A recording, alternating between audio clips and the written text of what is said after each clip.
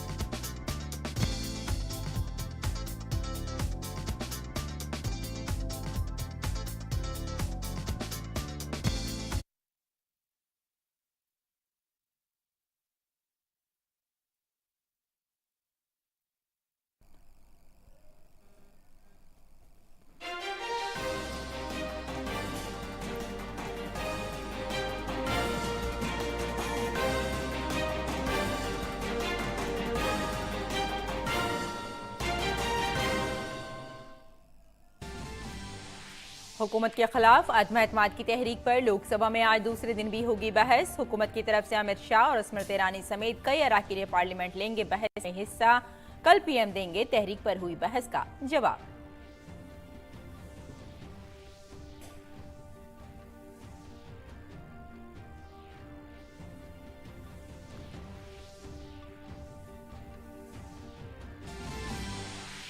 राज्यसभा में आज का दिन बेहद अहम। फार्मेसी तरमीमी बिल और डेटा प्रोटेक्शन समेत कई अहम बिल मंजूर कराने की हुकूमत की होगी कोशिश।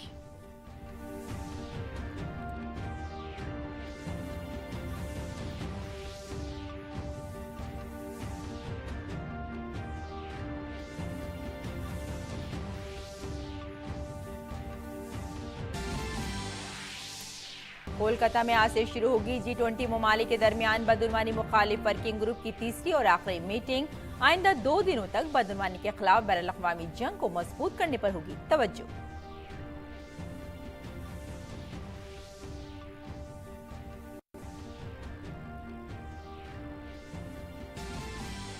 आज़ादी का अमृत महोत्सव के तहत आज से शुरू होगी मेरी माटी मेरा देश मुहिम। मुल्क भर की पंचायतों की मिट्टी से दिल्ली के कर्तव्य पथ पर बनेगी अमृत वाटिका।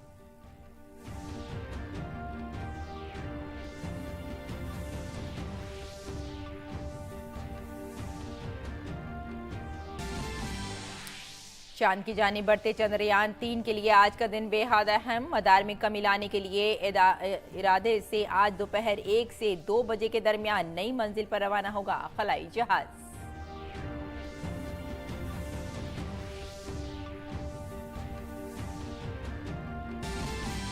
पाकिस्तानी इलेक्शन कमीशन ने साबिक वजीर आजम इमरान खान को बाकायदा तौर पर 5 साल की करार दिया। नाअहल नौशा खाना मामले में 3 साल जेल और 1 लाख के जुर्माने के बाद इलेक्शन कमीशन ने जारी किया नोटिफिकेशन। आज हो सकती है कौमी असेंबली तहलील।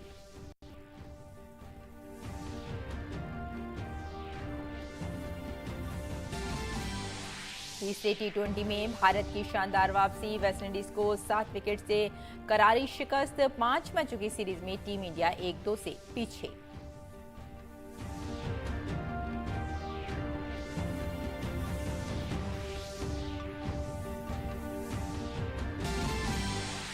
चेन्नई में एशियाई चैंपियंस ट्रॉफी हॉकी टूर्नामेंट में आज भारत और पाकिस्तान का मुकाबला। आखिरी ग्रुप मैच में पाकिस्तान के सामने करो या मरो की सूरत हाल।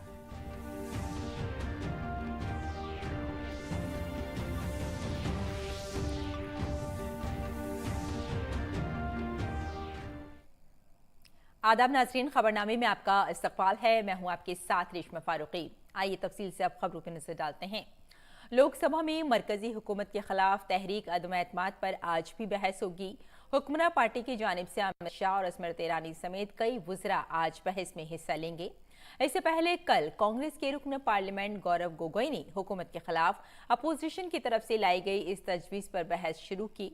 उन्होंने कहा INDIA इत्तेहाद मणिपुर के लिए अदम एतमाद की तहरीक लाया है क्योंकि रियासत इंसाफ का मुतालबा करती है। उन्होंने कहा कि रियासत में खवातीन को मजालिम का सामना करना पड़ा। कांग्रेस MP ने मणिपुर के वजीर आला पर सवाल खड़े करते हुए कहा कि वो रियासत में अमन व अमान बरकरार रखने में नाकाम रहे हैं। उन्होंने कहा कि दो बिरादरियों के दरमियान इतनी तकसीम कभी नहीं देखी जितनी मणिपुर में देखी गई। दूसरी तरफ हुक्मरान जमात की तरफ से इस बहस में सबसे पहले BJP के रुकन पार्लियामेंट निशिकांत दुबे ने हिस्सा लिया। उन्होंने अपोजिशन इत्तेहाद इंडिया पर सवाल उठाया। सीनियर कांग्रेस लीडर सोनिया गांधी और राहुल गांधी को निशाना बनाने के लिए नेशनल हेराल्ड केस में मुबैना बदउनवानी का मामला भी उठाया। निशिकांत ने एक न्यूज पोर्टल की मुबैना गैर मुल्की फंडिंग का मसला भी उठाया और पूछा कि कांग्रेस इस मामले को उठाते वक्त क्यों परेशान थी। वजीर आजम नरेंद्र मोदी कल 10 अगस्त को तहरीक अदम एतमाद पर बहस का जवाब देंगे। इस तहरीक पर बहस के लिए 16 घंटे का वक्त रखा गया है।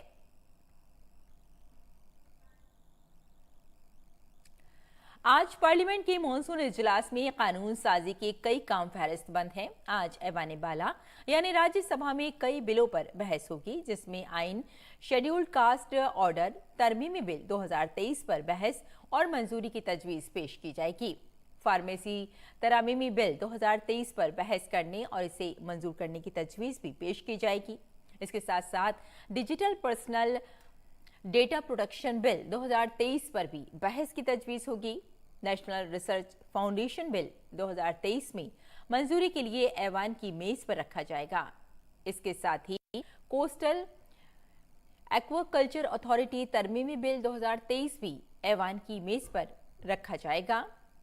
मनसूखी और तरमीमी बिल 2023 को भी बहस और मंजूरी के लिए पेश किया जाएगा।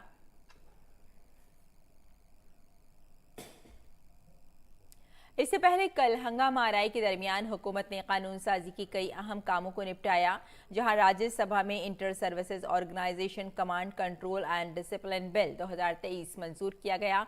वहीं इंडियन इंस्टीट्यूट ऑफ मैनेजमेंट तरमीमी बिल 2023 भी मंजूर हुआ। साथ ही national nursing and midwifery commission bill 2023 समेत नेशनल डेनियल कमीशन बिल 2023 को भी मंजूर किया गया। ताहम राज्यसभा में वक्फा सिफर और वक्फा सवालात नहीं चल सका।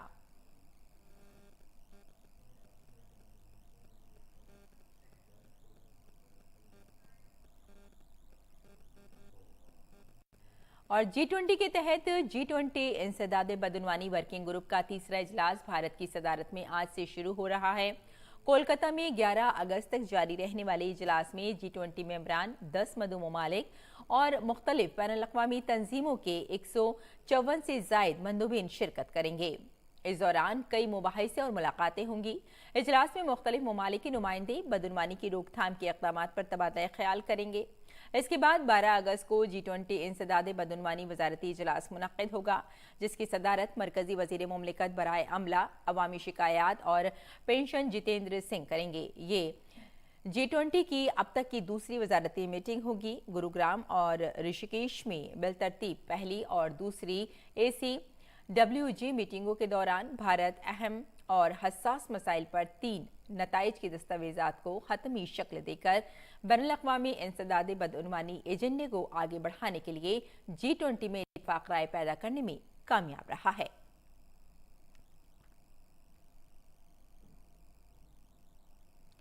वजीर आजम के प्रिंसिपल सेक्रेटरी डॉक्टर PK बिश्रा ने कल नई दिल्ली के प्रगति मैदान में भारत की G20 चेयरमैनशिप पर राब्ता कमेटी की 7वीं मीटिंग की सदारत की। मुलाकात में सरबराही इजलास की तैयारियों पर तबादला ख्याल किया गया। शेरपा और फाइनेंस दोनों ट्रैक्स पर पेशरफ्त और नताइज का जायजा लिया गया। भारत की G20 सदारत की तरजीहात जैसे सब्ज तरक्की, पायदार तरक्की के अहदाफ को तेज करना, मजबूत, पायदार, मुतवाजिन और जामे तरक्की, डिजिटल अवामी बुनियादी ढांचा, सिनफी मसावात और कसीर जहती इदारों की इस्लाह पर तबादला ख्याल किया गया। G20 शेरपा ने बताया कि अब तक कुल 185 मीटिंगें हुई, जिनमें मुल्क की तकरीबन तमाम रियासतों और मरकज़ के ज़ेर इंतज़ाम इलाकों में 13 वजारती सतह की मीटिंगें शामिल हैं। इसके अलावा 12 नताइज दस्तावेजात के मुतफ़िक़ा तौर पर कबूल किया गया है। सेक्रेटरी इत्तलात व नशरियात ने मीडिया सेंटर के क़याम और दीगर इंतजामात से आगाह किया। अब तक 3200 से ज़्यादा मीडिया के लोगों ने सरबराही इजलास के लिए रजिस्ट्रेशन कराया है। मुल्क के लिए अपनी जानों का नजराना पेश करने वाले हीरोज को खराज अकीदत पेश करने के लिए मेरी माटी मेरा देश मुहिम आज से शुरू होने जा रही है। इसके तहत मुल्क के अमर शहीदों की याद में कई प्रोग्राम मुनक्किद किए जाएंगे। मुल्क की लाखों ग्राम पंचायतों में खुसूसी तहरीरें लगाई जाएंगी। मुल्क में अमृत कलश यात्रा भी निकाली जाएगी। मुल्क भर में निकाली गई अमृत कलश यात्रा हर गांव के कोने कोने से 7500 कलशों में मिट्टी और पौधे लेकर दारुल हुकूमत दिल्ली पहुंचेगी। 7500 कलशों में आने वाली मिट्टी और पौधों को मिलाकर कौमी यादगार के करीब अमृत वाटिका बनाई जाएगी। ये अमृत वाटिका एक भारत श्रेष्ठ भारत की अजीम अलामत बनेगी। मुहिम का इख्तिताम 30 अगस्त को नई दिल्ली में कर्तव्य पथ पर एक अजीमुश्शान तकरीब के साथ होगा। ये मुहिम आज़ादी के अमृत महोत्सव का इख्तितामी प्रोग्राम है जो 12 मार्च 2021 को शुरू हुआ था। और गुजरात की सूरत में श्री स्वामी नारायण गुरुकुल विद्यालय के तलबा मेरी माटी मेरा देश मुहिम के तई पुरजोश हैं। तलबा ने इंसानी जंजीर के साथ भारत का नक्शा बनाया। तलबा ने पौधे लगाने का अहद करते हुए माहौलियाती आगाही का भी पैगाम दिया।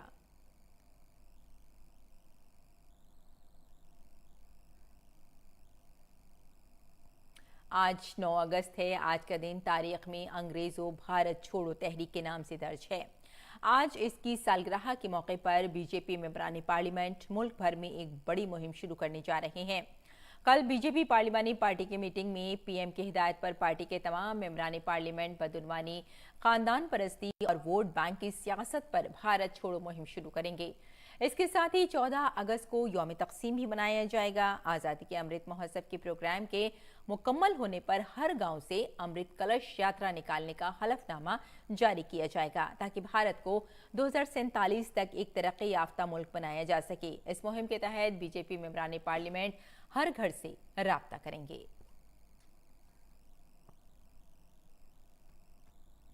लोकसभा इंतखाबात से कबल एनडीए इत्तेहाद को नई तवानाई देने के इरादे से वजीर आजम नरेंद्र मोदी इन दिनों मुख्तलिफ रियासतों के एनडीए मेंबरान पार्लियामेंट के साथ मीटिंग कर रहे हैं।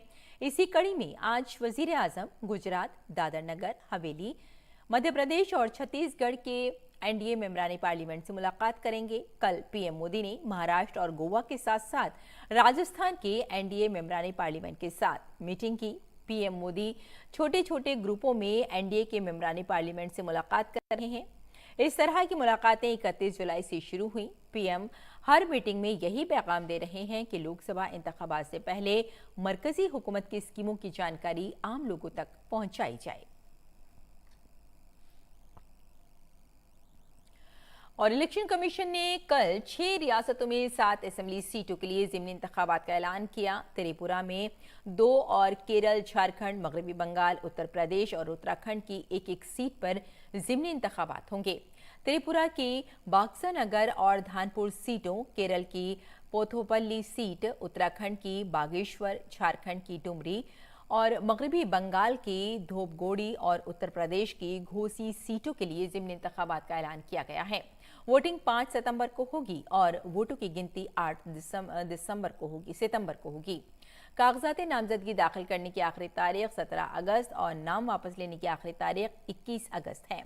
ये सीटें एमएलए के इंतकाल या इस्तीफे की वजह से खाली हुई हैं।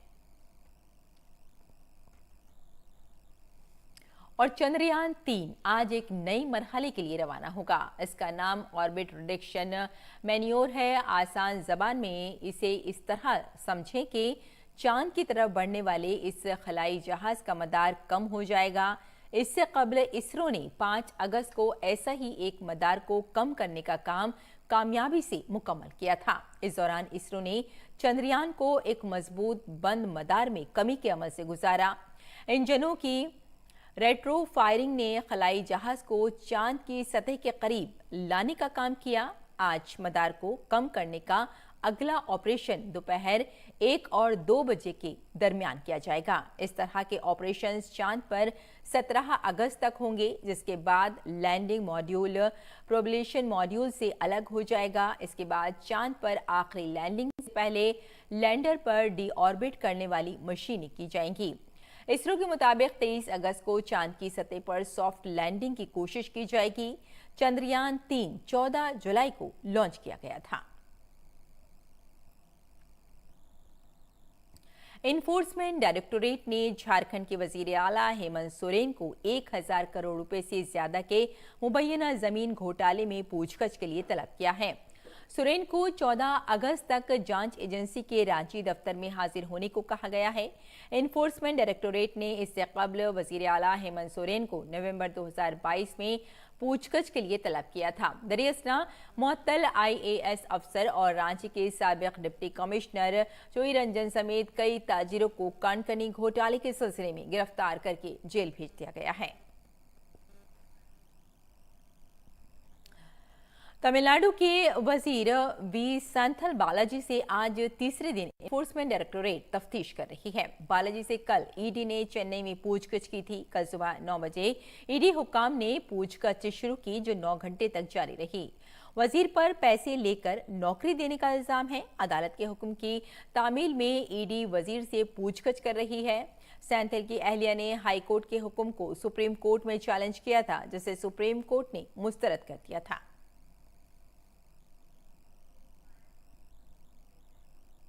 जम्मू कश्मीर के गहनूसा बांदीपुरा में नाका चेकिंग के दौरान बांदीपुरा पुलिस ने TRF तंजीम के एक दहशतगर्द के मुआविन को एक दस्ती बम के साथ गिरफ्तार किया है। इस सिलसिले में बांदीपुरा पुलिस स्टेशन में FIR भी दर्ज की गई है। फिलहाल इस मामले में मजीद तफ्तीश की जा रही है। सुप्रीम कोर्ट में आर्टिकल 370 की मनसूखी को चैलेंज करने वाली दरख्वास्तों पर समाअत आज भी जारी रहेगी। Chief justice of India DY Chandrachud की सरबराही में 5 जजों की आईनी बेंच समाअत कर रही है। कल समाअत के दौरान सीनियर वकील कपिल सिब्बल ने इस बात पर जोर दिया कि सियासी फायदे के लिए आइन के साथ जोड़ तोड़ नहीं किया जाना चाहिए। इस पर चीफ जस्टिस चंद्रचूड़ ने जवाब दिया और इस पर रोशनी डाली कि भारत जैसी बड़ी जमहूरियत में लोगों की राय को कायम इदारों के जरिए होना चाहिए। मारूफ फिल्मसाज सिद्दीकी का कोची के एक निजी अस्पताल में इंतकाल हो गया। उनकी उम्र 63 बरस थी। मलयालम सिनेमा की दुनिया में सिद्दीकी का सफर का आगाज उनके दोस्त लाल के साथ रामजी राव स्पीकिंग की हिदायतकारी से शुरू हुआ। इस जोड़ी ने मलयालम फिल्म इंडस्ट्री में कई बड़े और कामयाब कॉमेडी फिल्म बनाए, जिनमें इनहरियर नगर, दी godfather, Vietnam colony, Ramji Rao speaking और फ्रेंड्स शामिल हैं। इन्होंने तमिल, तेलुगु और हिंदी में कई फिल्मों की हिदायतकारी भी की। सिद्दीक ने अपनी नई कहानियों और वर्सटाइल फिल्मसाजी के हुनर से फिल्मी शायकीन के दिलों में एक खास जगह बनाई। सिद्दीकी की जसद खाकी को आज राजीव गांधी इंडोर स्टेडियम में खराज अकीदत पेश करने के लिए रखा जाएगा और शाम को एर्नाकुलम सेंट्रल जामा मस्जिद में दफन किया जाएगा। दिल्ली की गांधीनगर में शदीद आग लगने की इत्तला है। जराये के मुताबिक गांधीनगर में वाक़ई प्लाईवुड की दुकान में आग लग गई है। आग पर काबू पाने के लिए 11 फायर टेंडर्स मौके पर मौजूद हैं। फिलहाल इस वाक़े में किसी जानी नुकसान की कोई इत्तला नहीं है। आग लगने की वजह मालूम की जा रही है। आगे बढ़ते हैं। MCD में आम आदमी पार्टी के आतिशी और शैली ओबराई के जरिए दिल्ली बीजेपी तलबा के सालाना यूनिफॉर्म अलाउंस को 1100 रुपए से कम करके 600 रुपए करने की मजम्मत की है और बीजेपी ने इल्जाम लगाया है कि गुज़िश्ता साल तक MCD स्कूलों के तमाम तलबा को यूनिफॉर्म अलाउंस मिलता है। लेकिन अब दिल्ली के लोग जानना चाहते हैं कि MCD और दिल्ली हुकूमत ने यूनिफॉर्म अलाउंस क्यों कम किया, यूनिफॉर्म की तकसीम जात पर क्यों की गई और यूनिफॉर्म की तकसीम का फंड क्यों रोक दिया गया। दिल्ली बीजेपी के मीडिया चीफ और तर्जुमान प्रवीण शंकर कपूर, एमसीडी कायद हिज़्ब इख्तिलाफ सरदार राजा इकबाल सिंह ने डिप्टी लीडर जय भगवान यादव के साथ एमसीडी के महकमा तालीम में गंदी सियासत खेलने पर दिल्ली हुकूमत की वजीर तालीम आतिशी और मेयर डॉक्टर शैली ओबराई की मजम्मत की है। इन्होंने कहा कि बीजेपी के सीनियर काउंसिलरों का एक वफ्द अनकरीब कॉरपोरेशन कमिश्नर को महकमा तालीम में जारी बेकायदगियों के ताल्लुक से एक मेमोरेंडम पेश करेगा। बीजेपी ने इल्जाम लगाया कि तालीमी साल 2022-23 तक एमसीडी के तमाम तलबा को सालाना यूनिफॉर्म अलाउंस के तौर पर हर साल 1100 रुपए मिलते थे। लेकिन ये जानकर हैरत हुई कि वजीर तालीम आतिशी और मेयर डॉक्टर शैली ओबराई के तहत एमसीडी इंतजामिया ने सालाना यूनिफॉर्म अलाउंस कम करके सिर्फ 600 रुपए कर दिया है। आम आदमी पार्टी कहती थी कि ये डबल इंजन सरकार है, कि हम सरकार में आएंगे, दिल्ली नगर निगम में हम बहुत तरक्की देंगे, विकास करेंगे। मगर आप देखिए विकास कैसा हो रहा है कि अब जो हम बच्चों को जो यूनिफॉर्म के पैसे देते थे, अब इन्होंने वो यूनिफॉर्म का भत्ता भी आधा कर दिया। भारतीय जनता पार्टी जब तक थी, हम लोग हर एक बच्चे को, प्रत्येक छात्र को 1100 रुपया देते थे। जब से आम आदमी पार्टी सरकार आई, इन्होंने केवल जो SC ST बच्चे थे और केवल छात्राओं को वो भी आधे पैसे 600 रुपया देना शुरू कर दिया। आप देखिए कि गरीब बच्चा, जो गरीब छात्र है, वो कहां पर जाएगा। दिल्ली बीजेपी ने ये भी इल्जाम लगाया कि पिछले साल तक एमसीडी स्कूलों के तमाम तलबा को यूनिफॉर्म अलाउंस मिलता था, लेकिन ये देखकर हैरत होती है कि आतिशी और डॉक्टर शैली ओबराई के तहत अब जात और जिन्स की बुनियाद पर यूनिफॉर्म अलाउंस दिया जाएगा। एमसीडी गंदी सियासत खेल रही है। इंतजामिया अब सिर्फ लड़कियों और दर्ज फहरिस्त जातों और दर्ज फहरिस्त कबाइल से ताल्लुक रखने वाली तालिबात को ही यूनिफॉर्म अलाउंस देगी, जिससे यूनिफॉर्म अलाउंस तकरीबन निस्फ रह जाएगा। जिस प्रकार से इन्होंने एडवर्टाइजमेंट में 1100 करोड़ रुपए लगाया और गरीब बच्चों का हक मार रहे हैं, ये लड़कियों को दे रहे हैं 1100 रुपये, लेकिन बच्चों को, उसमें भी SC ST को दे रहे हैं। इन स्कूलों में मैं टीचर रहा हूँ तो मुझे पता है कि इन स्कूलों में बिल्कुल जो लो लेवल का बच्चा है ना, जिसके बेचारे की सोर्स ऑफ इनकम नहीं है, जो प्राइवेट स्कूल नहीं भेज सकता, वो बच्चे यहाँ पर आते हैं। जिनका केंद्रीय विद्यालय में दाखिला नहीं होगा या दिल्ली गवर्नमेंट के स्कूल जो सर्वोदय स्कूल है उसमें भी नहीं पाए, वो एमसीडी स्कूलों में आते हैं। और उनके साथ ये जिस प्रकार का अन्याय कर रहे हैं, क्योंकि वो अगर पैसा हो तो कहीं भी चले जाएंगे। तो हमारा ये मानना है कि जो 600 रुपये, जबकि इस वर्ष महंगाई बढ़ती है हर वर्ष, आप सभी जानते हैं, रेट बढ़ना चाहिए था, उल्टा कम हुआ। और उसमें भी इन्होंने जाति आधारित जो काम किया है वो सबसे निंदनीय कार्य है। इसका इंकशाफ करते हुए दिल्ली बीजेपी ने कहा कि पिछले तालीमी साल तक uniform allowance Delhi municipal corporation fund से दिया जाता था, जबकि इस साल मरकजी हुकूमत की तरफ से फराहम करदा सर्व शिक्षा अभियान फंड इसके लिए इस्तेमाल किया गया है। आज दिल्ली में एक ऐसी हुकूमत है जो एमसीडी पर हुकूमत करते हुए सबसे ज्यादा तालीमी बजट देने का दावा करती है, लेकिन तलबा की बुनियादी जरूरियात को पूरा करने के काबिल भी नहीं है। Bureau report, DD news Urdu खबरें। और आइए अब नजर डालते हैं दिल्ली से शाये कुछ उर्दू अखबारात पर।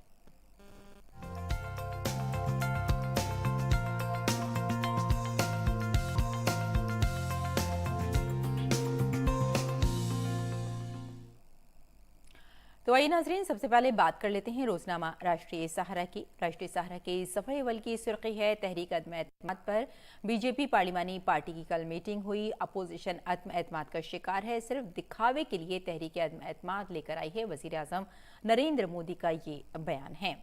और इसी अखबार की अगली सुर्खी पर आइए नजर डालते हैं। अगली सुर्खी ज्ञानवापी के ताल्लुक से है। ज्ञानवापी में गैर हिंदुओं के दाखिले पर रोक लगाने की अर्जी खारिज कर दी है इलाहाबाद हाई कोर्ट ने। और इसी अखबार की अगली सुर्खी देख लेते हैं। हिंदुस्तान की G20 सदारत पर राब्ता कमेटी के 7वें इजलास का इनकाद किया गया। और आपको ये बता दें कि वज़ीर आज़म के principal secretary doctor PK Mishra ने इसकी सदारत की। और अब आइए बात कर लेते हैं रोजनामा हिंदुस्तान एक्सप्रेस की। हिंदुस्तान एक्सप्रेस की सुर्खी है, हिंदुस्तानी टीम पाकिस्तान को ज़ेर करने के लिए पूरी तरह से पुरअज़्म नजर आ रही है। और कप्तान हरमनप्रीत एशियन चैंपियंस ट्रॉफी में टीम की कारकर्दगी से काफ़ी मुतमईन भी नजर आ रहे हैं। और आइए अब अगली सुर्खी देख लेते हैं। यूक्रेन में रिहायशी इमारत पर रूस का मिसाइली हमला बताया गया। और ये भी बताया कि मिसाइली हमलों में 7 अफराद हलाक हो गए हैं और 2 बच्चों समेत 67 जख्मी बताए गए हैं।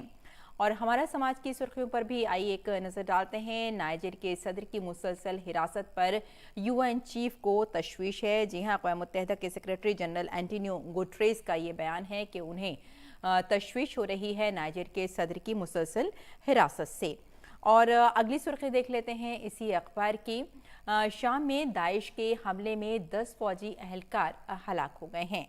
तो नाजरीन, ये था अखबारात का मुख्तसर जायज़ा और आइए अब लौटते हैं बुलेटिन की जानिब। कुछ और खबरों पर नज़र डाल लेते हैं।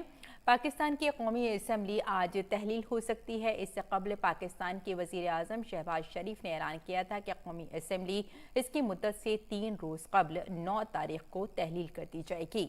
शहबाज शरीफ ने यह फैसला पार्लिमानी रहनुमाओं के साथ एक मीटिंग के बाद किया। काबिल जिक्र है कि कौमी असम्बली की मुद्दत 12 अगस्त 2023 को मुकम्मल होनी है। आज वज़ीर आज़म शहबाज शरीफ कौमी असम्बली तहलील करने के लिए सदर को बाकायदा तजवीज़ भेज सकते हैं। आईनी शेखों के मुताबिक सदर को असम्बली को तहलील करने के लिए 18 घंटे के अंदर अंदर इस तजवीज़ पर दस्तखत करने होते हैं और अगर सदर किसी वजह से इस तजवीज़ पर दस्तखत नहीं करते तो असम्बली खुद ब खुद तहलील हो जाएगी। वहीं पाकिस्तान के इलेक्शन कमीशन ने तोशाखाना केस में सजा के बाद साबिक वज़ीर आज़म इमरान खान को 5 साल के लिए नाअहल करार दे दिया है। हफ्ते को इस्लामाबाद की एक निचली अदालत ने पाकिस्तान तहरीक इंसाफ के चेयरमैन इमरान खान को 3 साल की कैद और 1 लाख रुपए जुर्माने की सजा सुनाई थी। इसके बाद इमरान को पंजाब पुलिस ने जमान पार्क लाहौर में वाक़ई उनकी रिहाइशगाह से गिरफ्तार किया था। साबिक क्रिकेटर से सियासतदान बनने वाले इमरान खान पर इल्ज़ाम था कि उन्होंने वज़ीर आज़म रहते सरबराहान मुमलिकत से मिलने वाले तोहफ़े फ़रोख्त किए थे। अदालत ने उन्हें कौमी ख़जाने से जानबूझकर फ़वाइद छुपाने की बदउनवानी का कसूरवार पाया। गुज़िश्ता रोज़ इमरान खान ने निचली अदालत के फैसले के खिलाफ इस्लामाबाद हाई कोर्ट में दरख्वास्त दायर की थी। 2 रुकनी बेंच आज इमरान की दरख्वास्त पर समाअत करेगा।